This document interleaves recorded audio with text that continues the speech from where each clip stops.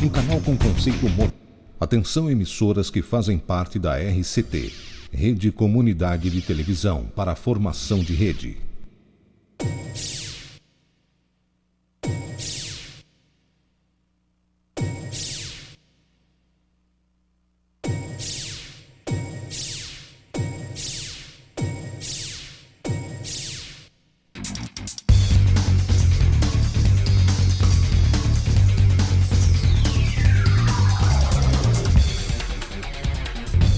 Boa noite, amigos da RCT. Inicia-se aqui mais um Esporte na TV aqui no seu canal 23 da TVN e no mundo inteiro via internet pelo www.rederct.com.br. Hoje, terça-feira, como você já está acostumado, a presença aqui do meu amigo Luiz Tavares. Boa noite, Luiz. Muito obrigado pela participação. Boa noite, Moreno. Eu que agradeço o convite. Estamos aí para falar de esportes em geral, em especial do futebol amador de Canoas. Com certeza, Luiz, iniciando então, começando com a divisão de acesso, que terá amanhã sua segunda rodada acontecendo. E o Canoas terá um desafio importante pela segunda rodada. Vai enfrentar o Internacional de Santa Maria no estádio Sadi Schmidt, sua casa neste ano em Campo Bom. Luiz Tavares, depois de um início com mais uma derrota, para o Tupi de Criciúmal, é essencial uma vitória do Canoas amanhã se ainda quiser se salvar do rebaixamento ou até mesmo se classificar nesse segundo turno, não é mesmo? É difícil a situação do Canoas, tem que tentar somar ponto em todos os jogos, mas o Inter Santa Maria é uma equipe tradicional, que fez campanha, chegou a classificar no outro turno, né? Agora o Canoas jogando em casa tem que tentar somar pontos, mas a situação é complicadíssima. O Inter de Santa Maria, que tem o atacante Josiel, como seu jogador mais conhecido, e também o treinador Badico, centroavante aí, tradicional, conhecidíssimo do futebol gaúcho, um grande artilheiro nas décadas de 80 até meados dos anos 90, e também tem um grande centroavante, que é o Josiel, que já chegou, Luiz, a ser artilheiro da Série A do Campeonato Brasileiro quando atuava pelo Flamengo. Jogou no Flamengo, isso mesmo. Jogou no Paraná também, no Paraná, mas no Flamengo acho que foi o melhor momento dele. Até naquela época se cogitava que ele se cobrava porque que não tinha jogado em Grêmio e Inter, tinha ido direto para lá. Mas agora, já com mais idade, retornou a casa, Que acho que onde ele começou foi no Inter de Santa Maria. Exatamente. Mas é mais um complicador, um jogador de ponta aí para essa divisão, mais algum complicador para o Canoas. O Canoas aí que mostrou uma equipe bastante modificada no último jogo, a zaga sendo formada pelo Júlio César, menino do Júnior, e também pelo Ceará, um jogador que vem muito bem aí no Canoas, jogador que nunca tinha sido profissional, Luiz Tavares. O Ceará jogou apenas futebol amador e futebol de areia, jogou na Beboque, enfim, clubes aqui da cidade, no Bruxos até, nesse Bola-Mar. Conhece algum outro caso, um jogador com 24 anos, indo para 25 anos de idade, nunca ter jogado profissional, chegar num clube e assumir a camisa de titular? Assim que eu lembre agora de momento, não. Acho que um outro Canoas Futebol Clube na época, quando lá tinha o Campo do Gaúcho, lá do Mato Grande, Sim. O primeiro Canoas que nós tivemos. Então, sem querer patrocínio, mas já dizendo Canoas Multissom na época. Isso. Quando ele se formou, ele usou alguns jogadores aqui, Adelmo, eu lembro, alguns jogadores que eram do Amador de Canoas e foram direto. Não sei se com essa idade, Mas isso existe nessas divisões de acesso, divisões abaixo aí, não as principais. Existe muito, porque a falta de jogador é grande, Então eles acabam pegando com o pessoal do Amador. Acho que o Novo Hamburgo fez isso também outro dia aí, com algum jogador aí que buscou na várzea, Mas não é uma prática comum, são alguns tópicos aí, alguns que acontecem assim esporadicamente. O bacana, que o Marcelo Estigarribia, junto com o Dentinho, que conhece bastante o futebol de várzea aqui da cidade e região, estão formando uma equipe bem mesclada, com jogadores com passagens na base da dupla Grenal e também misturados a jogadores aí que jogaram apenas campeonatos de areia, futebol 7, jogadores da várzea. Mas para completar a segunda rodada, que acontece toda ela amanhã, com jogos à tarde e também à noite, teremos o Saco de Pancadas, o Rio Pardense pegando o Tupi em casa, o Panambi contra o Santo Ângelo, a União Frederiquense jogando em casa contra o Avenida, o Rio Grandense de Santa Maria enfrentando o Brasil de Farroupilha, o vice-campeão do primeiro turno, O Ipiranga de Erechim relaxado, né, já com o título garantido do primeiro turno e o acesso confirmado, encarando o Cerâmica. O Santa Cruz recebendo o Glória de Vacaria do nosso amigo Rogerinho, né? O Glória lá tentando o acesso também. E o Nova Prata pegando em casa o Marau que cada vez se reforça mais e também apontado como um dos grandes favoritos neste segundo turno a conquistar uma vaga na primeira divisão do ano que vem. Luiz Tavares, hoje até acabei escrevendo no Diário de Canoas que a única fórmula do Canoas acabar se escapando do rebaixamento será garantir uma das vagas à primeira divisão, né? Que o regulamento tem essa brecha, que não deixa uma equipe que mesmo que tenha pontuação para cair, ela conquistando uma vaga não cai. Cai o próximo, né? O último colocado além dos 3. E eu imaginei hoje até uma situação curiosa, Luiz.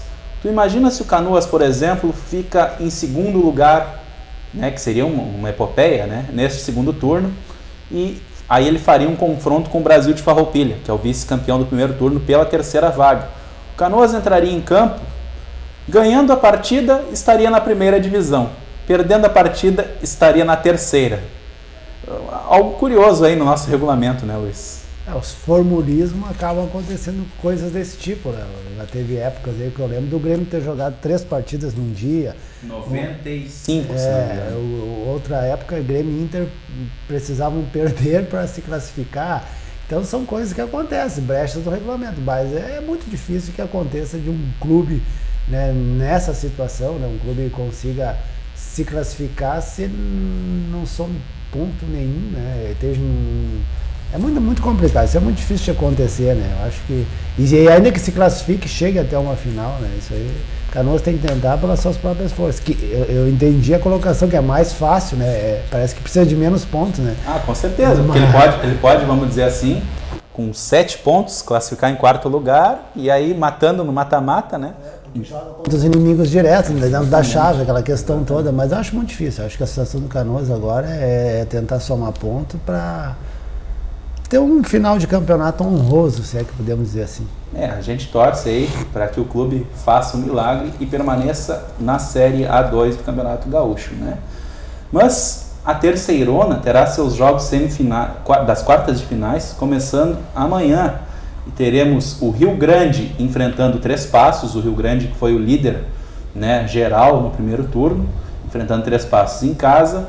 Teremos também Bagé contra 15 de novembro. E na quinta-feira, Garibaldi contra São Gabriel e Palmeirense contra Guarani de Bagé. Terceirona também é um campeonato bastante disputado, né, Luiz? Acho que ontem eu conversava com o Luciano, meio improvável, né, apontar um favorito, já que o primeiro turno foi bastante disputado. E ficou classificado aqui aparentemente as equipes mais tradicionais, né? A dupla Baguá lá, o Rio Grande, né? O 15 de novembro, enfim. Acredito eu, né, que a única surpresa é a ausência do Guarani de Venâncio Aires, né? Talvez, né, entre esses clubes, né? Talvez seja, né? No lugar do TAC, esse aí, talvez, né? Mas seja como for, esse primeiro confronto aí, quando ficar o semifinalista, poderá nortear melhor aí quem pode chegar, né? Perfeito. Já falamos da segundona gaúcha, já falamos da terceirona e agora vamos falar um pouco do nosso futebol aqui da cidade, né? Na semana passada o Luiz trouxe para nós os clubes, né, que formam os campeonatos Coroa, Sênior e também o Mirim? O Mirim também. Mirim, né? Temos mais alguma novidade, Luiz Tavares? Já temos a definição da primeira rodada? Como é que temos tabela já do Sênior e do Coroa, né? Que são os que começam agora dia 26 e 27. O Mirim começa mais adiante, né? O Coroa, chave A, nós teremos o confronto Harmonia e Oriente no campo do Harmonia. Paineira e São Cristóvão no campo do Paineira, e Canoas fazendo a sua estreia em competições amadoras, né? Canoas e Império no campo do Iraí. O Canoas mandará seus jogos no campo do Iraí. Esses 3 jogos pela chave A. Isso sábado, dia 26, às 15h40. Quando tu falou Canoas, só um parênteses aqui, uma brincadeirinha. Quando tu falou Canoas estreia em casa, eu já fiquei com medo, viu? Achei que ia ter que viajar.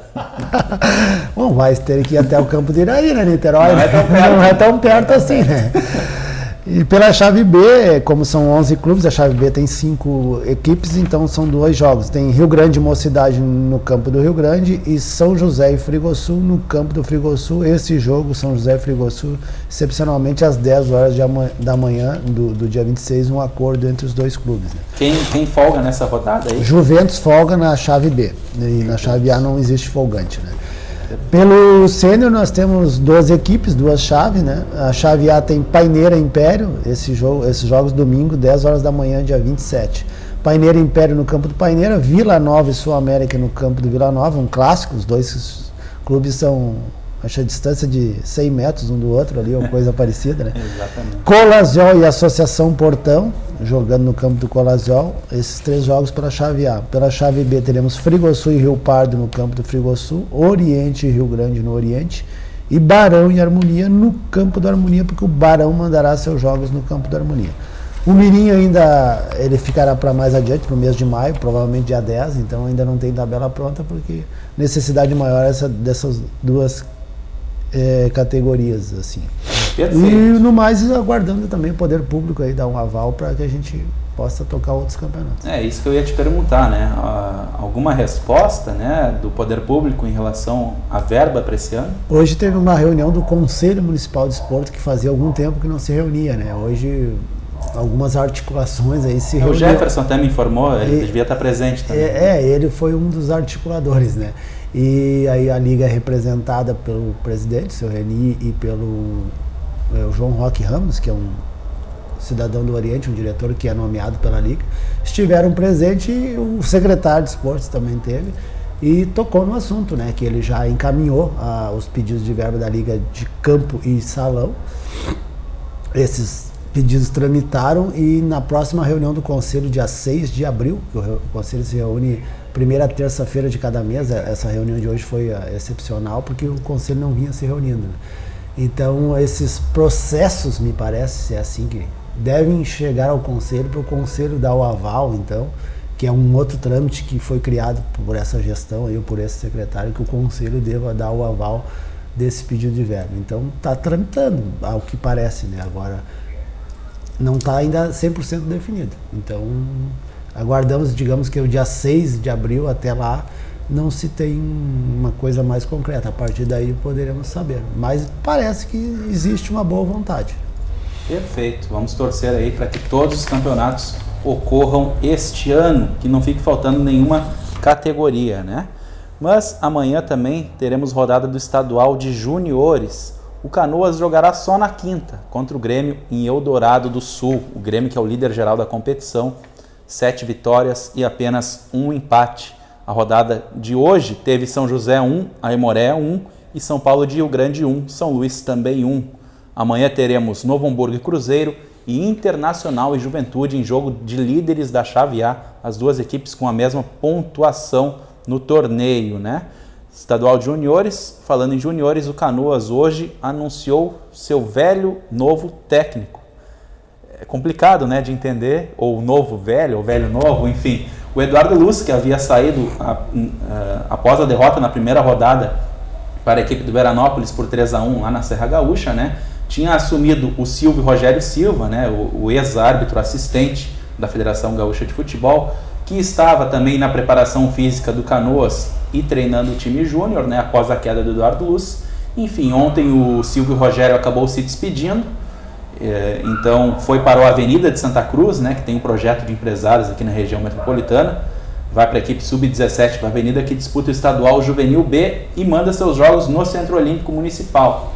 E então, hoje foi anunciado que o Eduardo Luz retorna ao posto, que era dele, né, de treinador da equipe júnior. Enfim, poderá mostrar seu trabalho, né, Luiz? Já que ele teve apenas um jogo aí e acabou saindo e agora voltando ao Canoas.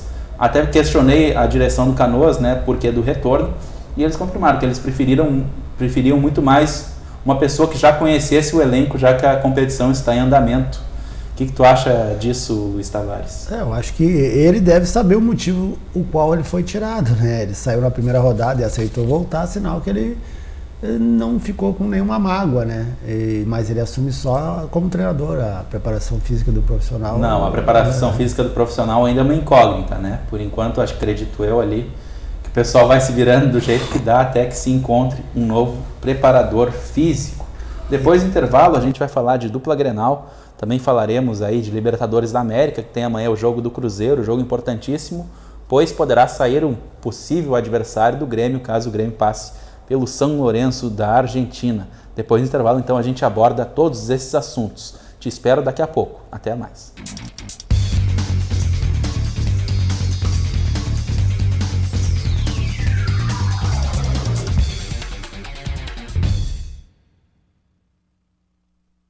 Conheça Canoas, sinônimo de economia forte e de povo trabalhador. Fundado em 1939, Canoas possui o segundo maior produto interno bruto gaúcho.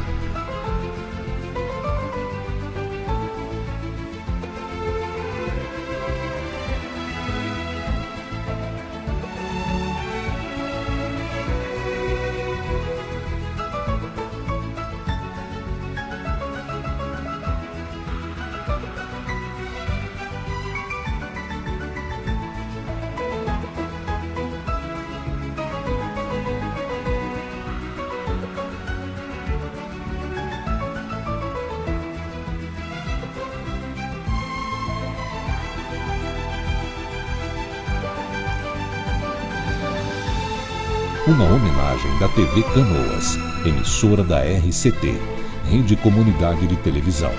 Aqui você se vê na TV.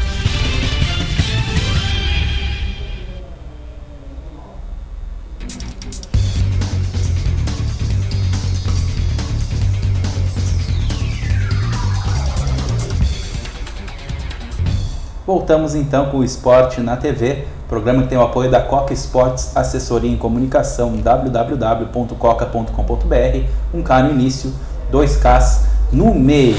Falando agora de dupla Grenal, né? E hoje à tarde, torcedores foram até o Estádio Olímpico e xingaram jogadores do Grêmio que faziam corridas em volta do gramado. O principal alvo da torcida gremista, o zagueiro Werley, que acabou falhando, né, nos 2 clássicos grenais. Luiz Tavares, o que tu acha disso? A torcida vai lá, isso acaba atrapalhando os jogadores, acaba deixando eles mais para baixo?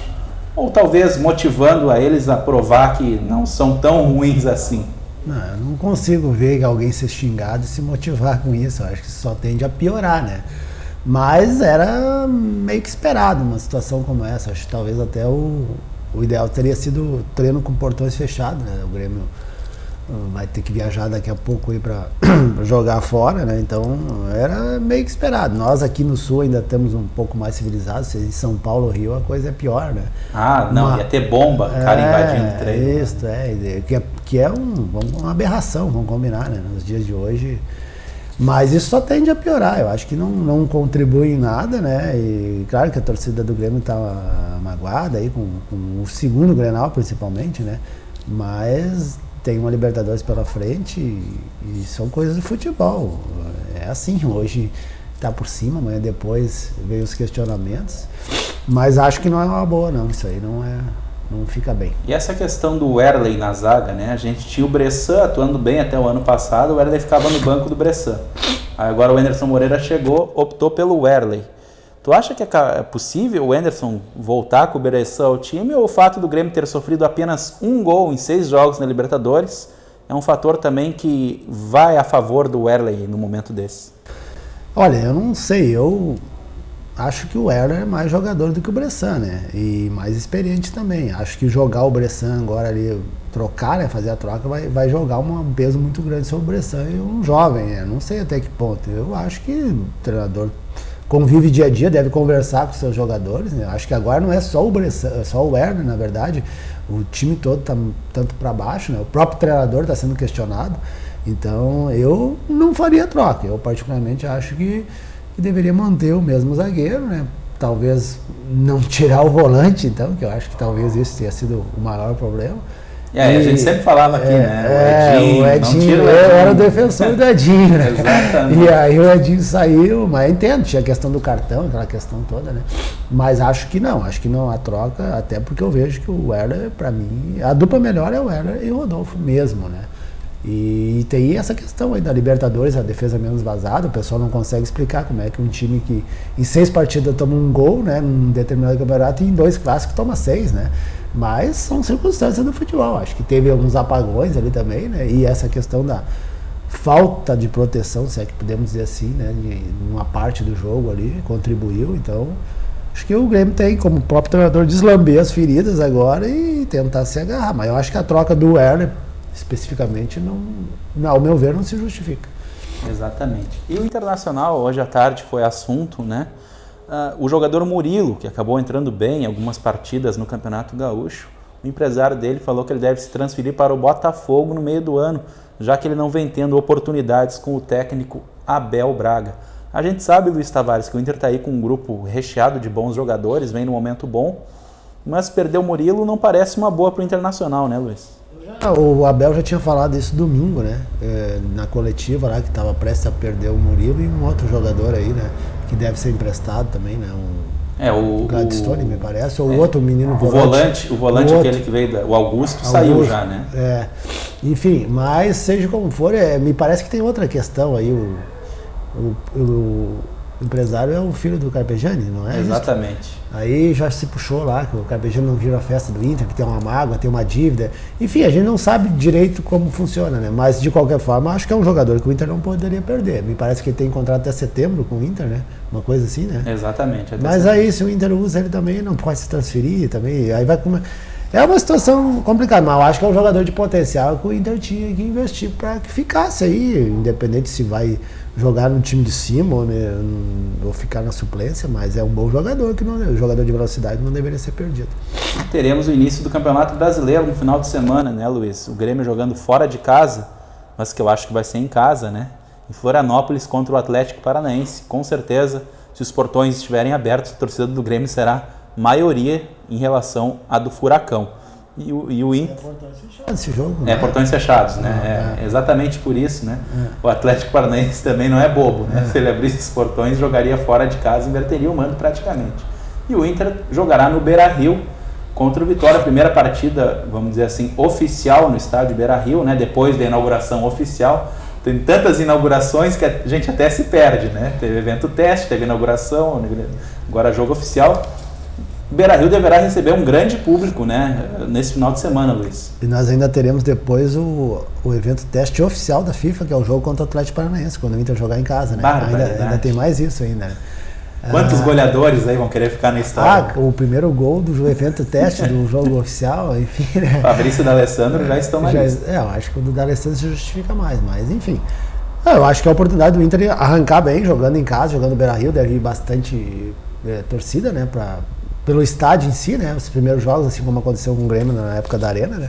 Então o Inter tem que aproveitar o fator local. O Vitória não é um time da primeira linha do futebol, vamos combinar, né? Perdeu também o campeonato estadual para ser lá que rival. Veio abalado, enfim, então acho que é uma oportunidade boa, né? E na questão do Grêmio também, lá, acho que a punição do Atlético obriga que jogue portões fechados, né?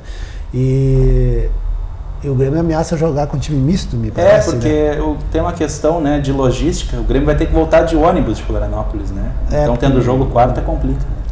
Enfim, né? Talvez isso seja um complicador, porque o Atlético lá tá em polvorosa, né? Dispensou o Adriano, o Manuel tá treinando separados. Tem um rolo hoje, né, com a questão... Eu ouvi a entrevista do Mauro Celso Petralha, né? Falando que o Manuel ia vir quase de graça pro Internacional e eles meio que renovaram o contrato dele na marra, né? Mas ele parece que não queria, uma coisa assim, estavam cogitando dele vir para o Inter, né? Já é um sonho antigo, a dupla Grenal, né? Ele também criticou o Paulo Baier, dizer que ele agenciava jogadores, né, enquanto estava no Atlético Paranaense, fazia um intermédio com o empresário dele, né? A questão, o Atlético, sempre às escuras, né? A gente não sabe o que realmente acontece lá, porque eles não permitem acesso da imprensa também, né? Está num momento ruim, então o Grêmio pode se aproveitar disso. Agora, se for com uma equipe muito descaracterizada, aí talvez esse momento ruim do Atlético não se justifique dentro de campo, né? Luiz, aproveitando, né, que é o nosso último programa antes do início do campeonato, né? Depois, terça-feira que vem, já teremos a primeira rodada acontecida. Tu apostaria nas 4 equipes aí candidatas ao rebaixamento nesse Campeonato Brasileiro? Olha, muita coisa vai acontecer, a gente vê, por exemplo, o Botafogo, uma equipe tradicional, nunca eu aposto que ele vai cair, né? Mas já dispensou Bolívar, tá acontecendo algumas coisas, que não pagar jogador. Então... Hoje apresentaram o Emerson Sheik e o Wagner Mancini, o técnico, né? Pois é, mas aí não paga salário e apresenta o Emerson Sheik, que aí dá problema. É mais ou menos a questão do Atlético Paranaense. Essas equipes que subiram aí, né, com exceção do Palmeiras, né, que é o clube tradicionais, sempre se vê com são os primeiros candidatos, entre aspas, a caírem, né?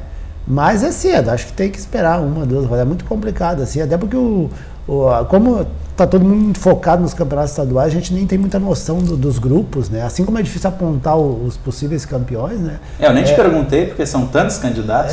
Sempre tem os grandes que estão. Então, acho que com 2, 3 rodadas a gente vê o circular, vê quem são os jogadores que estão em casa. A gente nem sabe as equipes como estão sendo formadas, né? Mas, como eu digo, fora o Palmeiras, aqueles 3 que sobem ali, sempre são os primeiros candidatos, né? E aí tem um ou outro aí que Criciúma, esses times menores. Chapecoense. Assim, não, mas Chapecoense está subindo. Sim. Eu digo dos que estavam, né? Esses menores que já tiveram por ali, né? Curitiba sempre capengando. Essas questões, mas com o Celso Rotti eu acho que não. Não cai. O Rotti e Paulo Paixão não cai. Celso Rotti eu acho que não. E, enfim, mas vamos aguardar aí, a partir das 2, 3 rodadas a gente já começa a ter uma noção aí, noção entre aspas, porque também depois tem a parada da Copa, né? Então, muita coisa vai mudar. Esse vai quebrar, o pós-Copa é que talvez dê um norte pra gente saber. E hoje, né, mais uma notícia em relação a tapetão, né, envolvendo a Série A do Campeonato Brasileiro. O Icasa entrou na justiça, pois o Figueirense teria escalado um jogador de forma irregular ainda em maio, quando estava iniciando a competição do ano passado. Acho que eles foram lá cafungar todos os jogos, acharam um jogador que estaria inscrito pelo Metropolitano e não ainda pelo Figueirense e que atuou naquele jogo. Enfim, a 4ª Vara do Rio de Janeiro acabou dando a vaga ao Icasa, né, de Juazeiro do Norte, no Ceará, e assim o Figueirense não sobe, a CBF pode recorrer, tem 24 horas para recorrer, e a cada dia, né, pagará uma multa caso não obedeça, né, essa situação. Complicado, né, Luiz Tavares? O campeonato já vai começar. Justiça comum isso? Verdade, Justiça Comum, 4ª Vara Civil do Rio de Janeiro. Não, mas é Justiça Comum, isso vai acabar de maio ainda, né? Justiça Comum, acho que a CBF caça aí, se liminar, se a questão da Portuguesa, que parecia que tinha um clamor maior, se resolveu, acho que não. O Icasa é muito pequenininho ainda para conseguir uma coisa. E vamos combinar, a questão de maio, vir um ano depois, praticamente, né, ser tocado, eu acho que... E realmente, a Justiça Comum tem que ter alguma proteção para o futebol, senão, se tudo cair na Justiça Comum, aí não sai campeonato, tem que esperar que todo mundo se decida. Eu já achei essa questão do próprio esportivo, aí já entrando no outro assunto, depois de divulgado, eu já achei um certo exagero. Eu concordo que o fato, mas... Não dá pra gente estar decidindo tudo que acontece. Essa não foi na Justiça Comum, né? Mas tudo que acontece dentro de campo tem que estar decidindo depois. Aí a gente nunca sabe como levanta a taça e depois tem que ver se não teve nenhuma irregularidade que possa perder a taça, né? Tem no país da Copa. Fica complicado realmente, né? Só uma palhinha então, amanhã, né, acontece a final da Copa do Rei entre Barcelona e Real Madrid. Barcelona também envolvido aí com um ato racista contra o Neymar, está numa situação conturbada, vai enfrentar em campo neutro, né, no estádio Mestalla, estádio do Valência, Barcelona e Real. Acho que o Real chega melhor para essa decisão, né, Luiz? O momento do Barcelona é, nos últimos tempos, o pior momento, podemos dizer, né? Mas é clássico, né? É um Grenal deles. É verdade, né? O Tata Martino aí, sua última oportunidade, talvez, de conseguir alguma coisa no Barcelona, provar que ainda pode ser o técnico, embora muita gente já fale que Jürgen Klopp, técnico do Borussia Dortmund, seja o próximo técnico do Barcelona. Para encerrar também, amanhã temos o início das oitavas de final da Libertadores da América. O Cruzeiro recebendo em casa a equipe do Cerro Porteño e também o Santos Laguna visitando o Lanús em Buenos Aires. Cruzeiro aí motivado por uma reação e também pelo título mineiro, né, Luiz? Eu acho que o Cruzeiro eu disse já semana passada, que o Cruzeiro classificando seria um forte candidato para as equipes que tencionam ganhar a Libertadores, né? E passando Cruzeiro e Grêmio se enfrentam, né? No próximo confronto. Eu acho que o Cruzeiro, embora jogue a primeira partida em casa, Eu acho que ele subiu muito, cresceu, e o título de domingo também vai motivar, tem um plantel muito bom, acho que o Cruzeiro deve passar de fase. Perfeito, Luiz. Queria agradecer aqui mais uma vez a tua participação no Esporte na TV e te aguardo então na próxima terça-feira. Com certeza, terça-feira que vem estaremos aí, pós-feriadão, né? Estaremos aí para trazer alguma notícia aí, que esse final de semana deve ficar meio parado o futebol amador, mas pelo menos o futebol profissional tem atividade. Né? Perfeito. Aguardo vocês então na quinta-feira, já que não teremos Esporte na TV amanhã, em virtude aí do jogo do Canoas em Campo Bom. Eu terei de me deslocar, né, até lá, já que os times daqui não jogam aqui, então a gente vai atrás deles para trazer as melhores informações para você no próximo programa. Uma boa noite a todos e até a próxima.